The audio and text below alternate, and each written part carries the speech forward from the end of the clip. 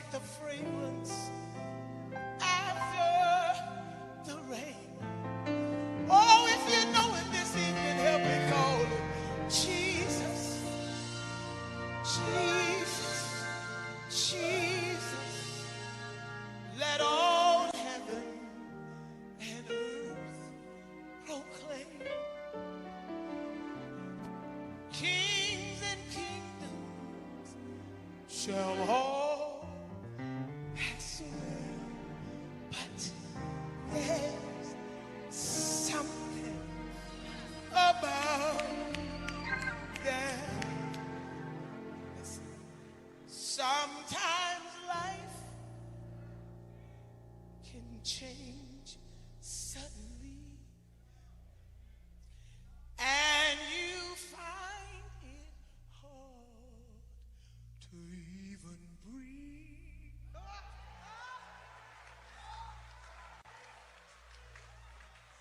So used to being strong, now I'm barely hanging on. Y'all, we gotta stand tall, or too many would fall. What would people say if they knew we felt this way? But God gave me this refrain, and I'll never be the same. He reminded me that he would always be with us. God is with us. God is with us. God is with us. God is with us. Be of good courage. Be of good courage.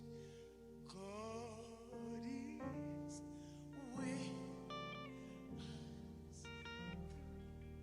God is with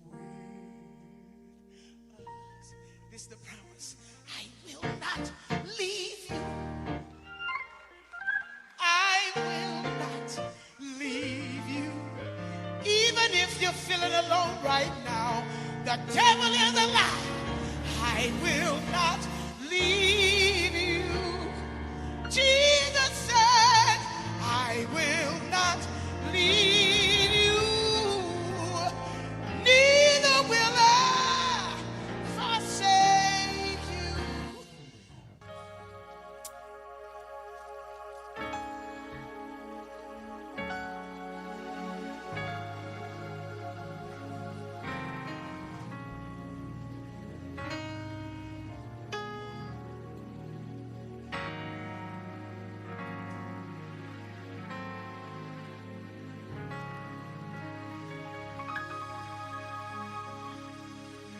Oh Lord, we give you praise. And oh Lord, we bless your name. And we lift our voices to say thank you. And it's for your goodness and your mercy towards us. Said it's for your goodness and your mercy towards us. Hello and welcome to Live at 5. We are excited about this opportunity to bring you an exclusive interview today with Brooke Williams, the niece of George Floyd. In just a few moments, our program will start. I wanted to break into those sights and sounds that you are enjoying from Nikita Clegg Fox. You also just heard from Kathy Taylor. Go ahead and tell somebody, text the message that Live at 5 is on the air. Let someone know that this is going to be a special event. We're lifting up not just Brooke's voice, but sisters from the movement. I got some sisters that you already know, Citadel, but I want to expose you all to some voices that you have yet to hear. And so just a few minutes after these sounds from Nikita Clegg Fox, we'll start this show. Make sure you let somebody know. If you're watching us for the first time, make sure you subscribe to us on YouTube and on Instagram, Greg Drumwright on all platforms. Justice for the Next Generation is on the docket. Sisters for the Movement is about to kick off.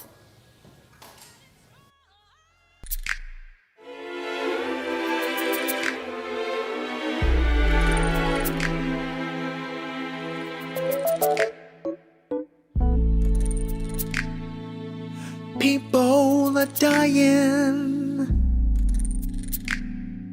and people are crying for a savior to come and save us from this world. Now, God, I'm calling your name, 'cause my world does need change. In Jesus' name. So God, we need you to pull us through.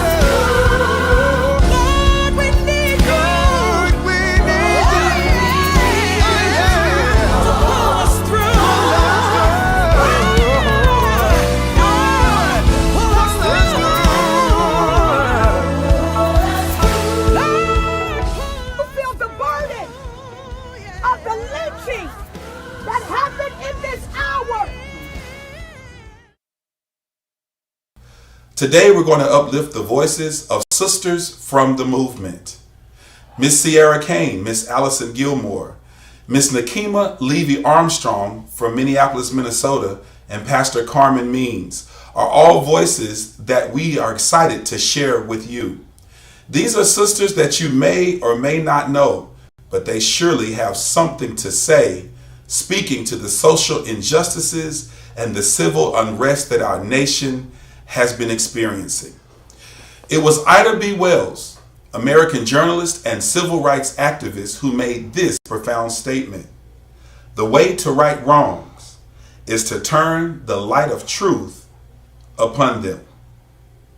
That is exactly what we're prepared to do today on Live at 5. Justice for the next generation will be served. I am your host, Reverend Greg Drumwright. Get ready to hear from these profound sisters from the movement. You okay? I keep having these nightmares about the cops and stuff. Really? Like what? What? Have you ever thought about what we would do if we were ever stopped by the cops? I mean, if anything happened, I'll make sure that nothing happened to you. What does that mean? What I said. Trey, it's laws and stuff we have to know. What are you talking about? It don't matter if they want us dead. Yeah. I don't know. It's just stressing me out.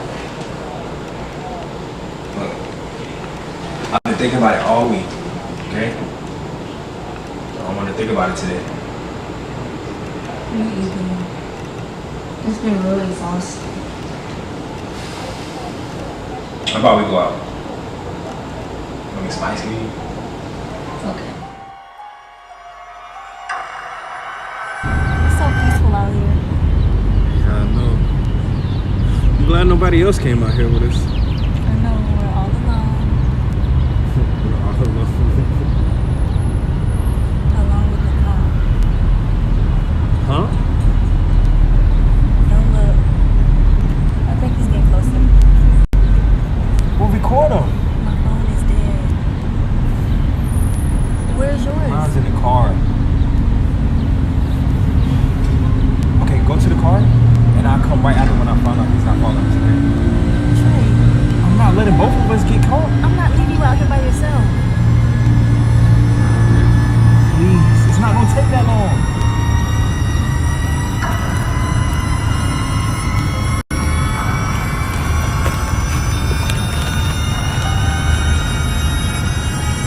Hey!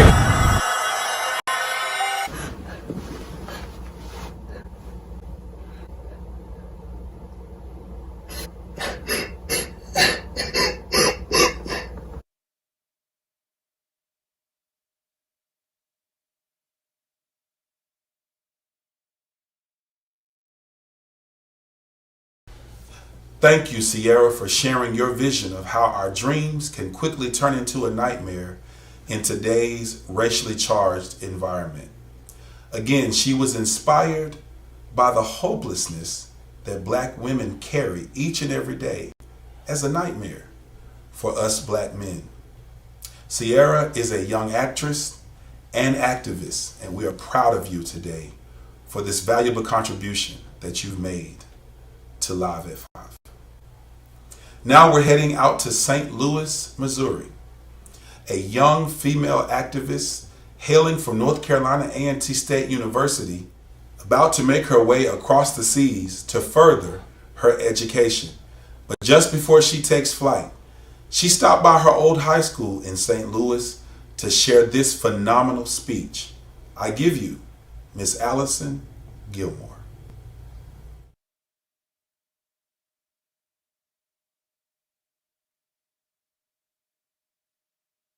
Hello, family and friends of the Webster Groves community.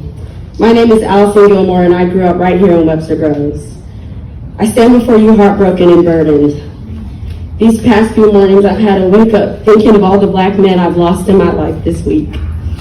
Burdened by the death of George Floyd and the need to mobilize, while also mourning and grieving the loss of two of my friends from this very community. I wake up every day hurting because of how much hatred is in this world. I've been fighting back tears all morning, and honestly, I'm fighting back tears right now. I contemplated whether doing this or not because I wasn't so sure if Webster Girls community would support me and the other Black and brown folks that live here.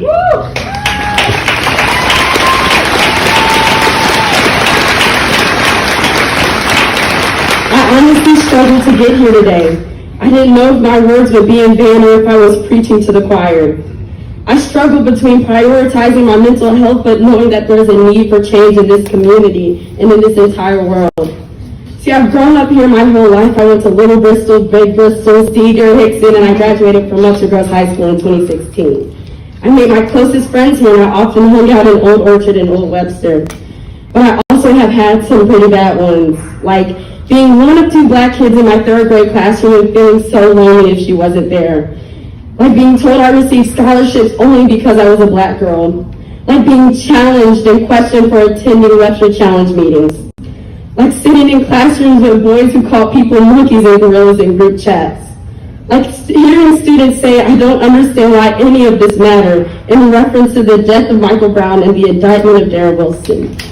Webster has scarred me with its racial profiling, depiction of the North Webster community, and overall ignorance.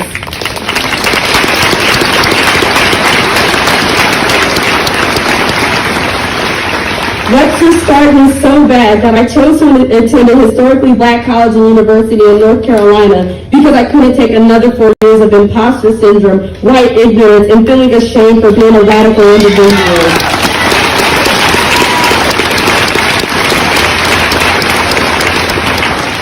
So I stand before you all heartbroken and asking you all to take a stand because I'm not sure how much more I can take. I can't take another Black body falling at the hand of senseless crime or racist police. I can't stand to see my god sister attend a high school that tried to cancel the Martin Luther King Day program. What's up with that? Really. I can't stand to see the community that raised me end up like the other predominantly white areas that don't take a stand to ignorance. Webster, I'm begging you to stand because I can't take much more, but I will fight this good fight until something changes. I'm challenging you all to educate yourselves and help others to realize the trials Black people face every day due to white supremacy and systematic racism. Because despite my degree and awards, I'm still a Black woman with lower chances of succeeding in life compared to anybody here and the majority of people here today.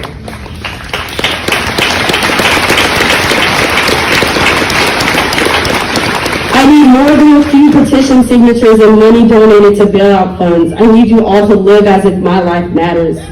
So let's fight the school to prison pipeline. Let's fight a militarized police force. And let's fight a flawed judicial system. And let's fight our own ignorance and educate ourselves and others on just why Black Lives Matter. Thank you.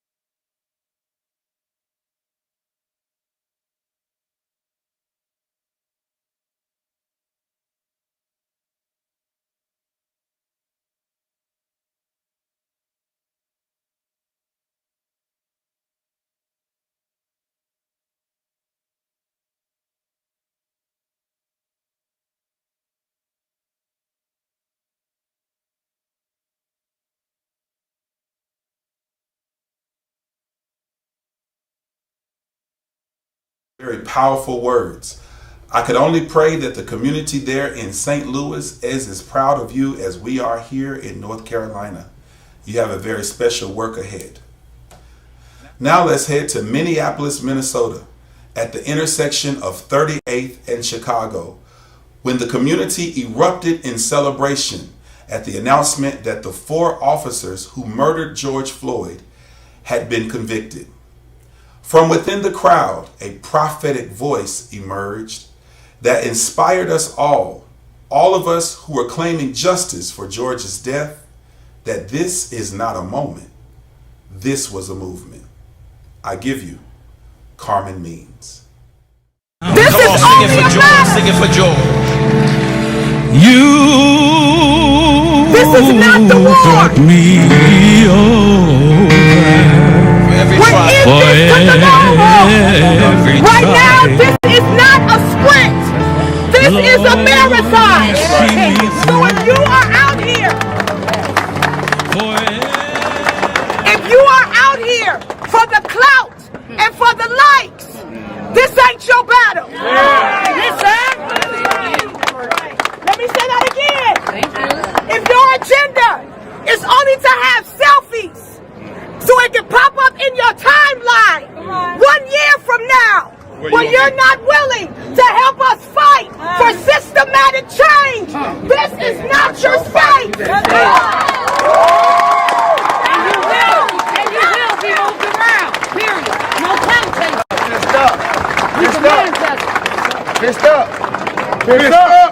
If you are here because you feel the burden of the lynching that happened in this hour, you were born for this moment. You've been positioned for this moment. The Creator has made sure that you could have been born at any time, but you are here to transform not Minneapolis, not Georgia, but the world.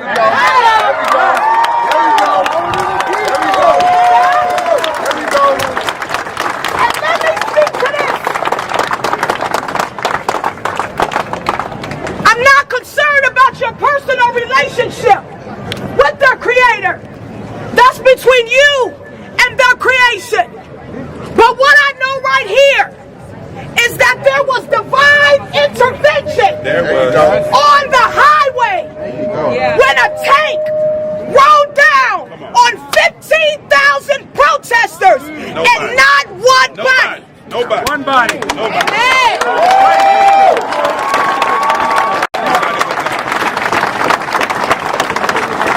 So I want to do a roll call real quick. Oh yeah. I want to do a roll call real quick. Who out here has not been able to sleep at night? Me! Who out here has been troubled with what you seen last Tuesday? Scarface said, I never seen a man cry till I seen a man die. And tears have not been in your eyes without your permission. If you have not been angry, which is a sub-emotion of fear, if you have not been troubled, if you have not been short-tempered, if you have not been suffering from anxiety, if your depression hasn't flared up, if you have been looking at folks with a healthy suspicion, This ain't your fight. because you're looking at them, you don't know whether they're going to swing on you or sit on your neck. If these boards of once thriving businesses does not put something in your spirit, but if I just called your number, I've just drafted you to this fight of justice. Justice!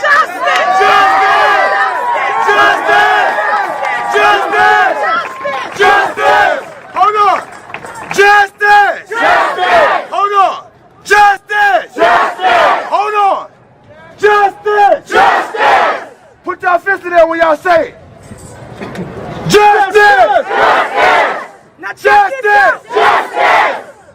America has continued to give us an incomplete sentence of injustice. We have to hold it accountable. If I called you, that's you. So Creator, we're out here together. Yes, Lord. Shoulder to shoulder. You know what? Tear to tear. You know what? DNA to DNA. Ethnicity to ethnicity. There you go. Woman to woman. Man to man. But most of all, humanity to humanity.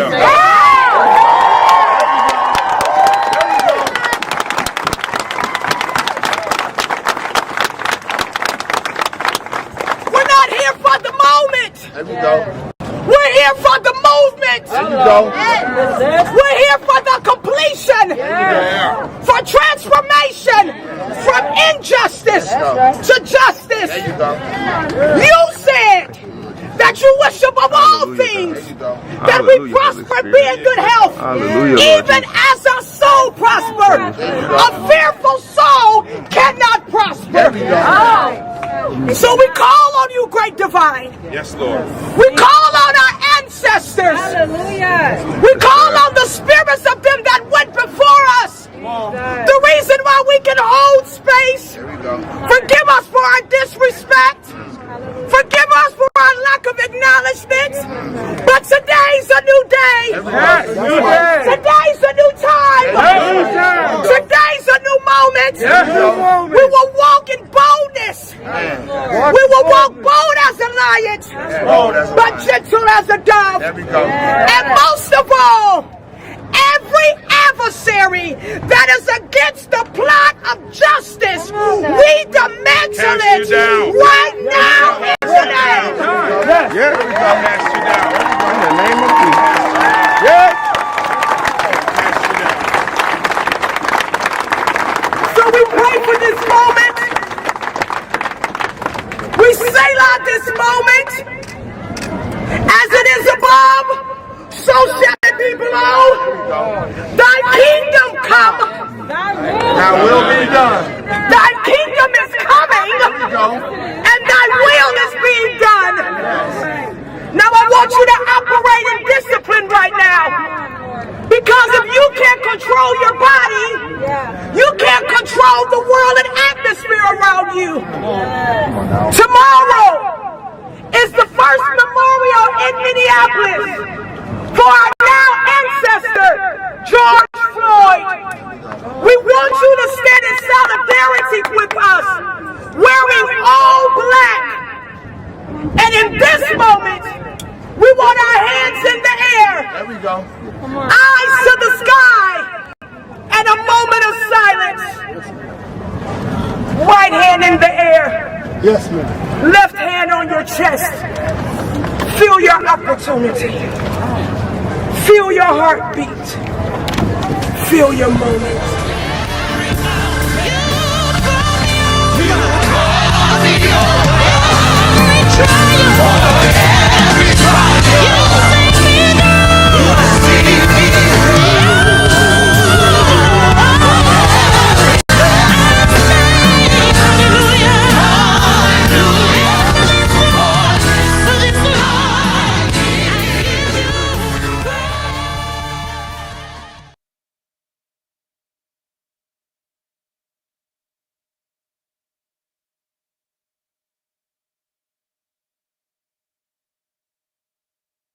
So that was a very special moment that took place there at the intersection of 38th and Chicago, which is soon to be renamed George Floyd Boulevard. We were celebrating the announcement of the charges for those 4 officers that killed George Floyd. Immediately after that announcement took place, I began to just chant in celebration of that moment. And when I started chanting, there were probably 2 or 3 dozen folks around me. And within 30 to 60 seconds, I noticed hundreds of people begin to gather around me, and people begin to ask me to make some comments. And next thing you know, world news media had surrounded us. In the midst of that moment, and I'm trying to figure out how I had become the center of a demonstration there at where George Floyd died at 38th and Chicago. I was asked to sing a little bit of Lift Every Voice and Sing. I was asked to say something, and then someone began to tug on my shirt, and it was Pastor Carmen, and she said, "I just texted you this morning." And I looked, and I thought I knew who it was, but it wasn't clear to me, and of course, I'm a long way from home. And so I could not figure out who this woman was, and that moment was very magical. It was after that that I and thusly Pastor Carmen had appeared on CNN, Fox, NBC, ABC, you name it. Neither one of us knew that all of that was actually happening. So I want to uplift the work of Pastor Carmen Means. She and I met 3 summers ago in Princeton, New Jersey, when we were studying there at the Black Theology Institute. It was a very, very, very event-filled week at Princeton, and I just gained respect for her at that time. So from Minneapolis, Minnesota, there on the ground, that moment, I'll never forget it, and I salute you, Pastor Carmen Means. We're going to stay in Minneapolis to lift up another sister from the movement. This is an activist and attorney, an ordained minister, and quite frankly, she's a prophet. Her name is Nakima Levy Armstrong. I'm doing this all the way live today, you all. Nakima Levy Armstrong. I am so proud to say that I know who this woman, and I've known of her works before now, and being there in Minneapolis, Minnesota, acquainted us personally.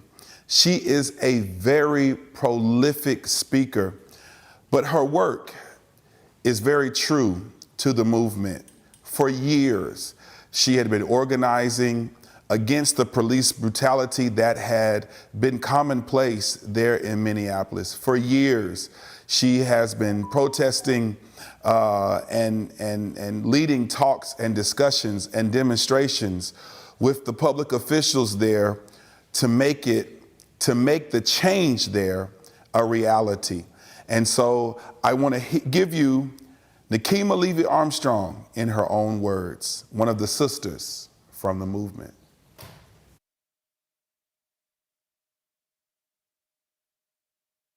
Well, I'm just saying that all the people who are out here should have been allowed to be in there. Yes. Right? Because it's the people that have held this movement together. When nobody was coming to town doing nothing, the people day in and day out, when everybody else is going on business as usual, the people have been in the streets, the families have been in the streets, standing up for justice. The young people have been in the streets, and they're out here to let you know that they won't be silenced, that their voices will be heard, and that after everybody packs up and leave, they still got to deal with the racist Minneapolis Police Department, the St. Paul Police Department, the Twin Cities Police Department, the state troopers, the park police, the sheriff's office. All of them are racist as hell, and they have a track record of brutalizing the African American community. And we're working on these systemic issues because we're sick and tired of black bodies being treated as if they're disposable. And we are tired of our Democratic Party. Many of us vote as Democrats, but they are the ones who are in positions of power to change things, and they won't do it. How many times have activists and family members and community members come out to the Democratic Party and said, we need you to champion change from the local level to the county level to the state level, and then they cast a blind eye on our plight, but they got the nerve to be in there talking about George Floyd. That is absolutely ridiculous. Some of them couldn't even look me in my eye because they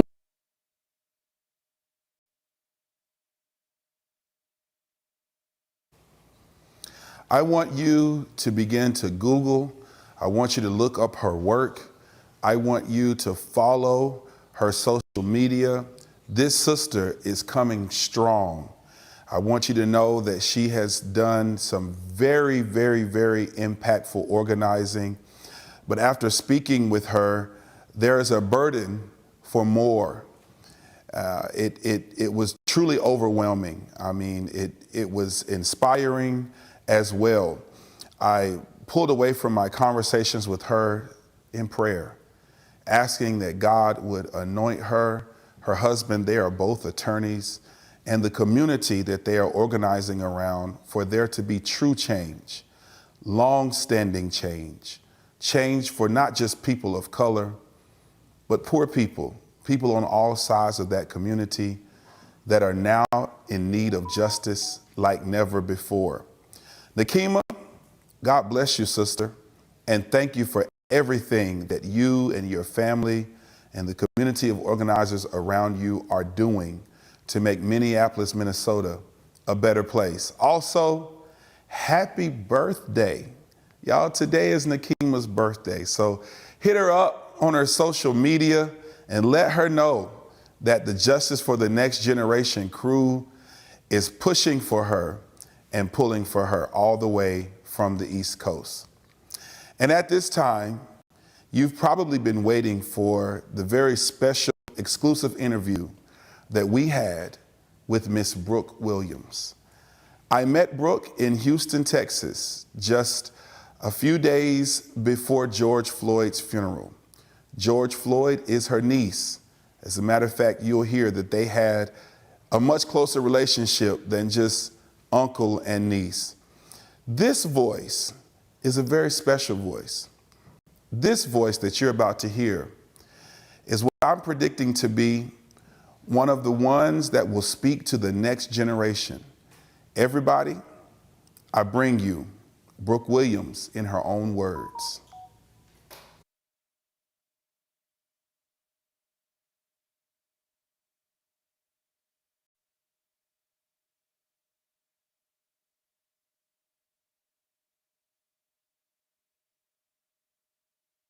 I'm so excited about this opportunity to speak with Brooke Williams now. She is the niece of Mr. George Floyd from Houston, Texas, 3rd Ward, Houston, Texas. Why is that so important to you all down here? It's important because once you're from 3rd Ward, then everybody should know your heart, who you are as a person. But it was hard being raised in 3rd Ward. It's a very harsh town. It's a lot of obstacles that you have to overcome. And that's being black and a young black woman. Wow. So the 3rd Ward, I mean, you all really pounded that thing out in the memorial services and definitely here in Houston at the funeral. There's a lot of pride coming out of the 3rd Ward right now. Well, yes, sir. He was very well loved. Everybody loved him. Everybody looked up to him like he was Superman. Like when he came around, the whole room was filled with smiles. Really? Yes, sir. Wow. So the obstacles of the 3rd Ward, it sounds a little bit like where I came from. I'm from Burlington, North Carolina, and I grew up on what's called Tucker Street.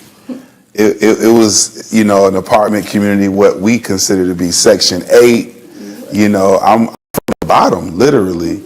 And God has really blessed me, Brooke, as well as my family on the come up, as we say. So does 3rd Ward sound a little bit like Tucker Street? Yes, sir, most definitely. Mm-hmm. That's what I would describe 3rd Ward as. My grandmother, she raised all of us, her grandchildren and her children. My mother, she didn't really have the opportunity of raising us because of the things she was going through. So we would all stay in the house together. Wow. Like as one big family. My cousins, my friends, that would be called cousins later on. So your extended family as well. So in my hood, there was drugs. There was all types of addictions. Folks would get drunk every day and fight half the night. There was a lot going on from where I'm from and in other neighborhoods that my family lived in. Let me ask you a really bold question right now. Okay. Do you do drugs? No, sir. Are you, do you have alcohol issues, or do you drink alcohol at 16? No, sir, I do not. Is Brooke an anomaly for the 3rd Ward? I mean, is that different for teenagers? from where you're from? Yes, sir. It's most definitely different. Everybody around me would do, like, get addicted to drugs, weed, alcohol. But it was very hard of just being that one little person not doing those things. Did you feel indifferent sometimes, or has it been hard to maintain friendships because you're not doing what everybody else is doing? Yes, sir. I want to be real with you. I used to do those type of things, but I'm not anymore. I used to smoke, but I stopped because it will get you nowhere in life. I'm glad to hear you say that. I mean, there's a lot of people that's watching us that probably do some of those things. So can you make an appeal to them, why it would be your best advisement to your friends, to your peer group, why they shouldn't participate in that kind of recreational drug use? Well, why they shouldn't participate in those drug substances? Because you spending money that you could be investing in businesses later on, the next generation for you. You just be building yourself up instead of turning yourself down. It's not doing anything. It's bothering your health, your lungs, mentally. So to anyone that's out there doing those things, I beg you to stop. I think your uncle would be so proud of you right now. Thank you. Like, to hear you say that, I feel that Mr. George is like smiling. His spirit is probably right here with us right now. So you've had to pull some strength together. Tell us about your relationship with your uncle. I mean, I have uncles I really don't know like that. Is that what you and George Floyd had, or was it something different? He was very different. He was a father figure to me. I remember the first day of him coming home from being incarcerated. I ran home all the way from school. I was just so happy to see his smile. I remember being, like, as a child, he would just pick me up and raise me to the sky. He would make sure my grandmother was all right, that we were all okay, no matter who they were, what they did, like I said in my poem. Wow. So Uncle George, what did you call him? I called him Perry. Uncle Perry was like the hero of the family. Yes, sir. He'll always tell me I go so far in athletics. And I do participate in athletics in my school, which is Jack Yates. I run track and field and basketball. Wow, that's very talented. And now you're a public speaker. Yeah. Hello, my name is Brooke Williams, George Floyd's niece, and I can breathe. As long as I'm breathing, justice will be served for Perry. Their officer showed no remorse while watching my uncle's soul leave his body. He begged and pleaded many times just for you to get up, but you just pushed harder. Why must this system be corrupt and broken? 3 weeks ago, would you have ever imagined? No, sir. And even when you learned of Uncle Perry's passing, would you have ever imagined? No, sir. I would not imagine that he would have changed this world. Like, we're fighting for justice. Everybody is supporting us, all races, and I want to thank them for that. Well, take us back to the moment when you learned that George had passed. What was that like for you? How did you learn? I was in disbelief. I was just waking up on Monday, I believe, and he passed away on Saturday or Sunday. I was in disbelief. Very. One of my friends had texted me on Instagram. They said, "Give me your sister's number. Tell baby to call me." I said, "What happened? What happened?" She said, "You don't know." And then she called me. She told me. I said, "No, they can't be true. Make sure, check again. Is there any more George Floyds out there? Because they can't be my uncle. Absolutely not." Now I remember me just being there by myself, just crying. You were alone. Yes, sir. Everybody was at work or out. Did you see the video that we all saw? Yes, sir. How did you see that, and what was that moment like for you? My friends had sent it to me, and it was my uncle. He was like, did you see this? I said, I don't want to watch it. I can only watch the part that he said I can't breathe. And I seen blood come in his nose. And then later on, I watched the rest of it. And he's calling for my mom, like our mom. He said, Mama, Mama. And it just broke my heart. You immediately recognized him. Yes, sir. In that video. His facial structures, his facial features, our noses are similar. You know, I take it to his height. Wow. Wow, because you're still growing. Yes, sir. Wow. Initially, you couldn't watch the video. No, sir. Why? Because there was my father to me. Someone that I knew all my life. And for you to just take his life simply like that, broke me. You were alone when you seen this video? Yes, sir. It was just me and my dog at the house. So Oh, wow. she knew I was sad, so she came in the room, started jumping, trying to play with me. Really? Yes, sir. What was it like before the media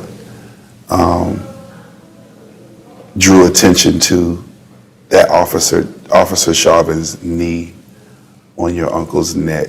Did you notice that it was excessive force? Did you think? I absolutely thought it was excessive force because he was really straining, like he did not move his knee. He was pushing harder as he's saying, I cannot breathe. It's like he didn't want him to breathe anymore.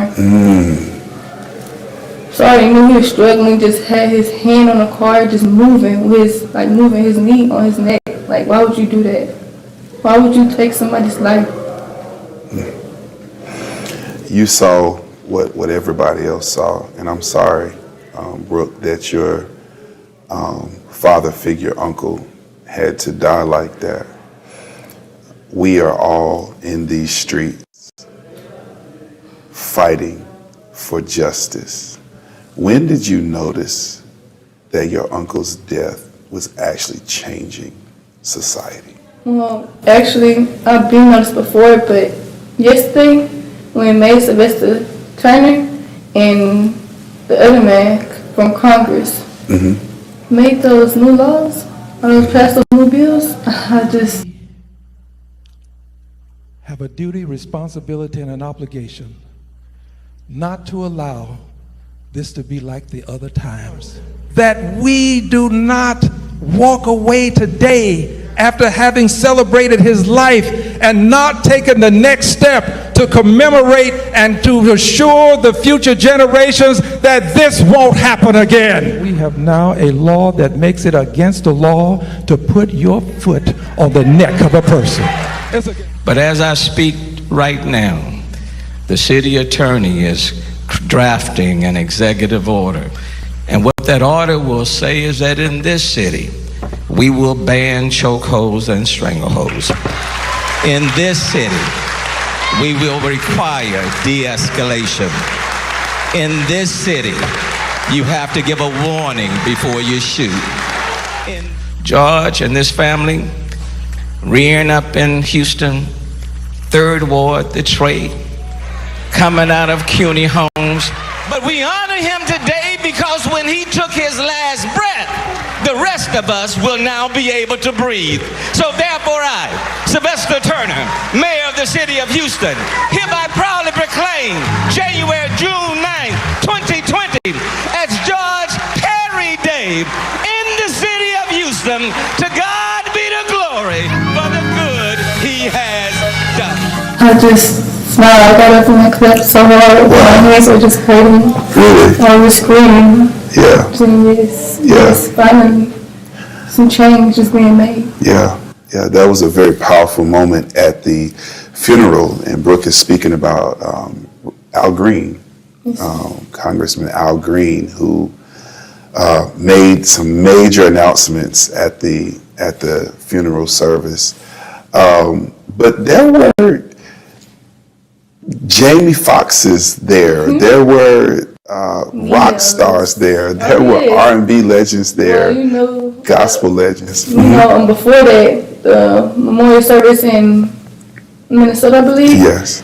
We seen Kevin Hart, T.I., Tip, actually, and Tiffany Haddish. When I looked at Tip, he had did this to me. And I just did it right back. Because I had seen that advertisement on BET that he just put out saying vote. Your own vote counts. Yeah. And I was like, he's absolutely right. Wow. Well, I'm actually happy to be able to call T.I. a friend of mine, and he and I spoke after the memorial service in Minneapolis, and Tip, we trying to get you on this joint, so you hear Miss Brooke right there. She's calling for you, bro. So she got that nod out of you, and I got 2 or 3 of them as well. But, you know, we want you to join us on Justice for the Next Generation. And we're going to try to make that happen, Brooke. Yes, please. Yeah, that would be great. So, do you remember the moment when in Minneapolis, after you gave your poem on that street stage, and when the family was headed back to the cars, do you remember the moment when the sea of people, when they parted and let you all pass through? That was so, touched my heart to see everybody support us, move out the way, you know, just like make way for us, because they know what we're feeling. I understand that they know what we're feeling. It was really cool, wasn't it? Everybody was just pounding their fist, saying Black Lives Matter. Yeah, yeah. And then someone handed me a portrait of my uncle and said, "You did great." And I was just shaking. You know, my family was even in disbelief. They said, "We didn't know you had that in you." Wow. I always had fire in me. Wow. So this passing has actually brought out a newfound sense of purpose. Yes, sir. For you. Tell me a little bit more about this fire that you just spoke of, that you feel now. I've been, quote, calling me a celebrity. I don't know why, but it just feels different. I've been had this feeling inside as a young girl. Always spoke my mind, told others what I felt or how they felt, and I always wanted to help people, encourage them, support them. Have you ever heard of the term or the title prophet? Yes, sir. Because you're from a religious family. Christian family. So you've heard of a prophet. Yes, sir. Did you know that what you're doing right now is prophetic? I did not know that. I did not notice it. So the true meaning of a prophet is not one who tells the future exclusively. The true purpose and the true meaning of a prophet, Brooke, is one that speaks truth to power. At the funeral yesterday, you made some very bold statements to our national leaders. Yes, sir. I wanted to touch them. You spoke out and said, when was America ever great? Laws were already put in place for the African American system to fail. And these laws need to be changed. No more hate crimes, please. Someone said, make America great again. But when has America ever been great?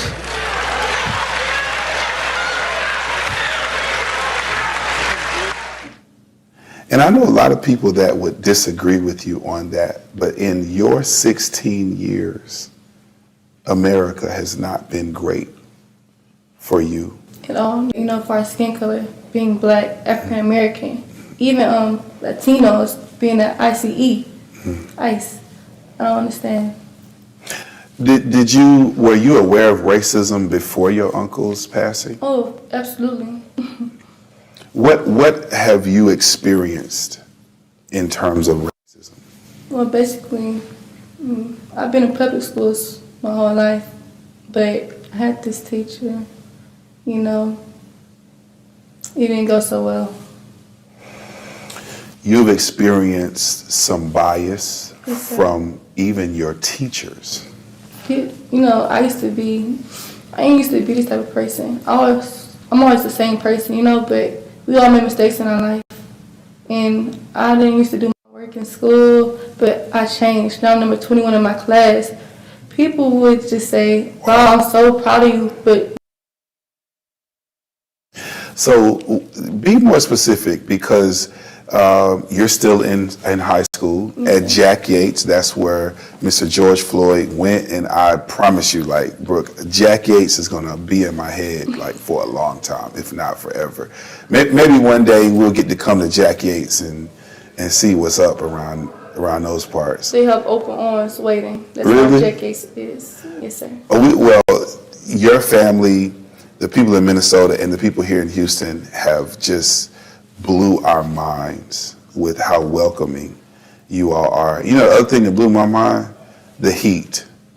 I got off the plane, I was like, talk about a warm welcome. It's hot down here. Houston weather is so bipolar, so you have to use the weather. That's funny. So, you know, you probably don't know, I'm a teacher. I used to teach high school English to all of my students out there from Cummins High School, Southwest Guilford High School. I love ELA. I love ELA. Really? I love to write. I love to read. But mathematics is not just my, sport. Oh, I got you. So I have some people on my crew who actually teach math as well. But by you loving ELA, then you would have been one of my favorite students. Dope. And now I teach at the university level. So when you said that you have experienced racism or bias in the classroom, that bothers me. Can you say a little bit more? I'm sure you don't want to say who, but can you just say a little bit more? Because people that are watching this will want to know how we can change that and how we can make systematic change, how we can actually vet our educators, learn of these biases, get ahead of these biases before they're contracted into another year of teaching. Mm-hmm. So tell us a little bit more about that. Well, I don't want to say the school, but I've been to like a couple of schools out there. When I was young, I remember like around 8, this teacher was always looking at me sideways, so I'm like, why are you looking at me like that, It's an administrator actually, and she didn't look at me so well. She was just always like, like just give me that look. Like every time I would get in trouble, she was right there making sure I would serve my papers to get suspended. Really? Yes, sir. So you're saying that you felt like an administrator took pleasure in disciplining you? Yes, sir. And you think that has something to do with race? My skin color, yes, sir, most definitely. She always treated others like that too, of my skin color. But when it came to people of her skin color, she was so welcoming, like making sure they didn't get in trouble, making sure they was on task. Why was she like that with us? Wow. Brooke, I sit on boards where we actually talk about what you're sharing with us. We actually spend a lot of time and a lot of dialogue around the fact that they know that even though it's unspoken, these students are not stupid. They know. They can feel when they're being oppressed. They can feel when there's bigotry and bias. Do you think that anyone around that administrator or even that administrators themselves would admit that there's a bias against Black and brown students? Yes, sir. Most definitely. My principal, the principal of the school I went to, she was just always so helpful, making sure I didn't get in trouble. And she did not like the administrator. She was giving her like multiple chances because she was a good administrator, but she was racist. And she was like, it's time to let her go. Wow. I blame the system that would not have dealt with that before you had to deal with it. But how would you feel if I were to say that your uncle's death was actually about to change even how education is administered to you and your peers? Well, I say thank you. That's what I would like to say. But more about education. When they put us in those classrooms, we're not learning nothing about the actual real world. We need tools to be educated in life later on. When we graduate from high school, we move up to the next level. We need those tools sociability skills.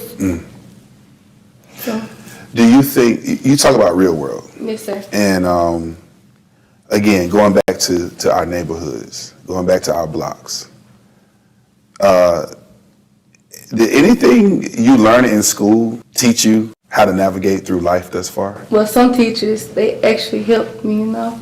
There's like, she's very smart, she's very talented. Just like, you know, where she comes from, she has like a lot of anger built up inside her. She don't know how to control it well. Yeah.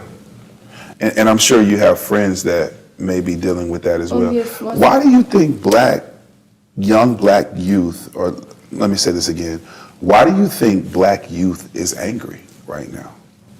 Because we're not being served the justice that needs to be served. We're not treated equally. And they all see that. We all see it. And you know it. Yes, sir. What do you think you want to do in terms of college? You number 21 in your class. I'm sure that's even going to keep rising as you march towards graduation. 10%. Dope. I'm Okay. one spot away from top 10%. I plan Really? on being no spots behind. Okay, so the next time we check in with Brooke, everybody, she's even going to elevate from here. So y'all make sure y'all stay on Brooke on social media. Keep pushing her, because I believe maybe even the top 5%. Oh yeah. Where do you want to go to college? Do you know? Definitely at HBCU. For real? Yes, sir. Are you serious? Yes, sir. So me and my entire crew went to HBCUs. Yeah. We went to HBCUs in North Carolina. Let me just tell you, in North Carolina, we have Bennett College. That's one of only 2 all-black female HBCUs. So you can check out Bennett College. Okay. And then I'm a proud graduate of the illustrious, world-class institution, North Carolina A&T State University. Have you heard of North Carolina A&T? NCA&T? Yeah. Of course. My sister wants to attend a college for engineering. Are you serious? Yes, sir. Would you be shocked to know that I have actual A&T engineering grads on our film crew from A&T? Congratulate y'all. So we gotta hook your sister up with A&T to come and do a visit. I surely will let her know. Yeah, tell the admissions office we got you. We don't need them to intervene. For real. So I'm impressed that you want to go to an HBCU. I think you'll be able to go to any HBCU you want to. Thank you. And I hope to see that happen. So we're doing this work around justice. And you, my dear, are the latest and youngest voice in this national conversation. I want to say one thing to you. You remember a few years ago when a gunman went in Parkland High School and killed all those students? Does that ring your bell at all? Well, there's a lot of shootings nowadays, and that's very sad. Yeah. I have to say that. So I remember when Parkland High School was invaded by a gunman. It happened just a few years back.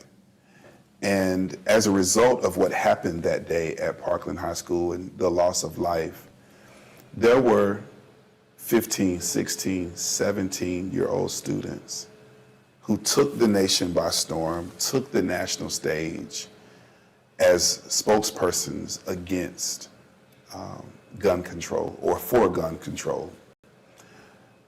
These young people went on to be celebrities as well.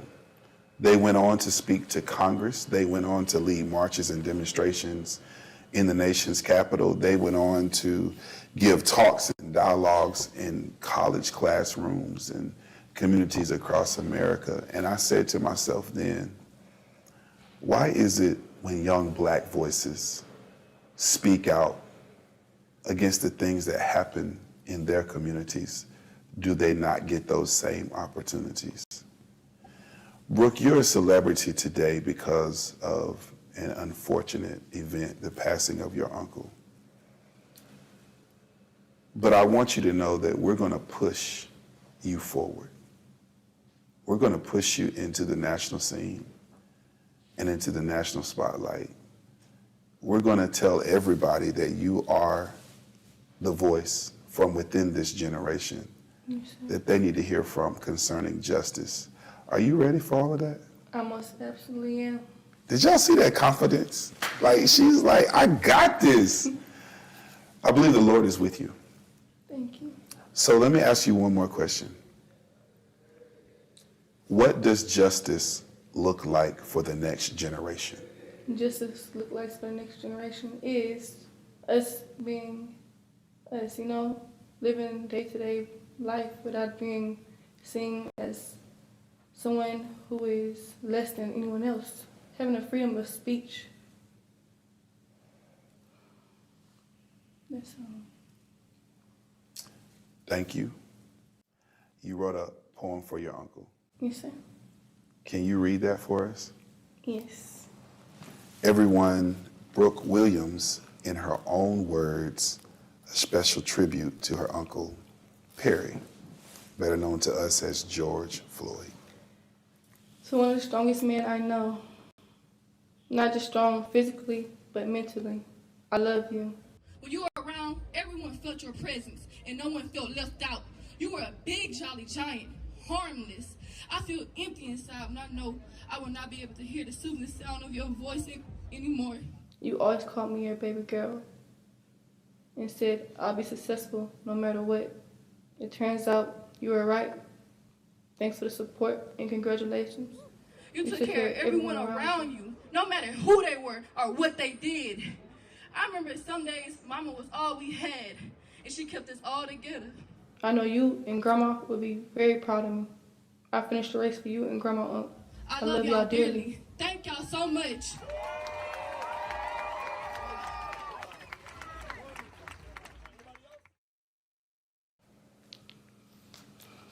Thank you, Brooke. We're going to keep in touch with you. Y'all, let's push her to the next level. You've heard from Brooke Williams, the niece of George Floyd.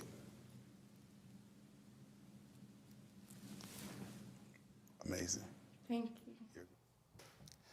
Brooke, we know that you're watching, and I am grateful that you took the time to sit down with our Justice for the Next Generation crew. Brooke and I, everybody, have been in contact since that day.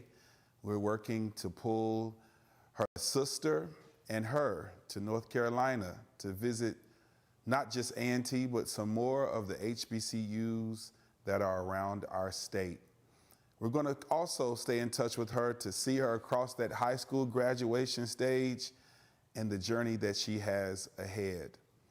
Thank you not only to Brooke, but to Sierra Kane for your short film, to Miss Allison Gilmore as she's getting ready to take flight to study overseas. Also, congratulations, Allison, on being that scholar that we know you to be. We also want to lift up Pastor Carmen Means and Reverend Nakiva Levy-Armstrong. Thank you, sisters from the movement. You know, we need to continue to push these strong women, women of the march, women of the mission, women of the movement, women of faith as well. We need to continue to uplift their voices. There are so many more. And I want to thank all of you all who are continuing to follow our journey and support it along the way. Justice for the Next Generation crew made international news this week. We were there at the Talladega Speedway. We were the ones who were greeted by Bubba Wallace in that iconic, that epic moment that continues to play on media all over America. Yes, we had the wonderful opportunity to stand there in solidarity with Bubba Wallace. And as a result of that moment, we began our talks with NASCAR corporate just yesterday. We're in the streets. We're working very hard. We're trying to serve justice for the next generation. And so please follow us on all of my social media at Greg Drumwright. If you're watching and you haven't subscribed to my YouTube channel, That doesn't cost you anything. Please do so now. Hit me up on Instagram. I will continue to do everything I can do to bring attention to the things and the matters of this movement. And we will continue to bring you content. I want to say hello to the entire Floyd family, to Brandon, to Ty. Those are some very special people in the Floyd family, to Floyd's brothers. Thank you all for being so welcoming to me and my crew. Everyone, this has been a very special edition of Live at 5. Some mistakes in there as well. We have a novice crew, but you all keep rocking with us. We're going to be live tomorrow for our worship service, the Citadel Church, that is, right here at the same social media channels, Facebook and YouTube Live at Greg Drumwright. If you're in need of a word from the Lord, make sure you tune in at 3 o'clock Eastern Time. God bless you, grace, mercy, and peace for you. Black Lives Matter. This has been Live at 5. Justice for the next generation will be served.